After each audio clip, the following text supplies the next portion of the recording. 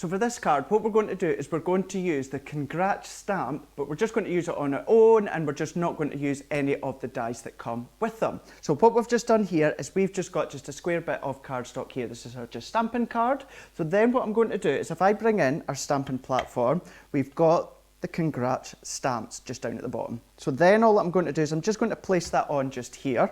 Then what I'm also going to do is using our opaque ink pads, I'm just going to use our 3 tones of the lilac and purples. So I'm just going to start at one end. So with this one here, I'm using the pale fig.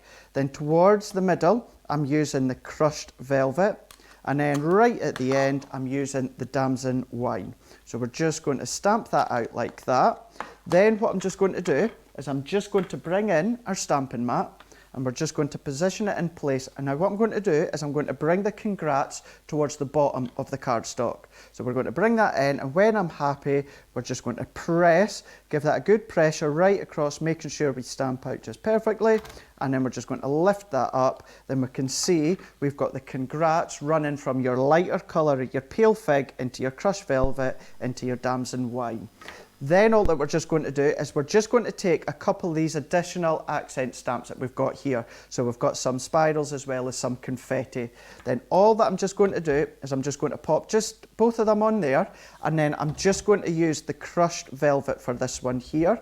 And then you can alternate between your different shades, and just randomly all that I'm going to do is I'm just going to press. So the next one I can bring in the lighter colour, which is the pale fig, and we're just going to, as I say, just randomly stamp them all the way across. So you would then continue to do that in this whole area of your card. Bringing this one in that I've already done, we can see there how we're getting that effect like that. Then all that I've just done here is I've just taken just another bit of our stamping card, and I've just taken our balloon stamp there. Then all that I'm going to do is we would then just stamp them out 3 times, each in the different shades. So we will do one of them and then popping them on here, and we're just going to stamp them out like that. So then what you would do is you would do another 2 with your additional colours, crushed velvet and damson wine, and then we're just going to hand cut them out. That then gives us these ones here, if I bring them in for you to see, and we've just attached some of the lilac baker twine onto the base there to make it look as though they're floating along the top. So bringing in our card blanks that we've got already, we've done a bit of matting and layering pre-done, all using the papers and card that come within the subscription box. So just do a wee bit of matting and layering all the way around like so. We can then pop this into place just like that.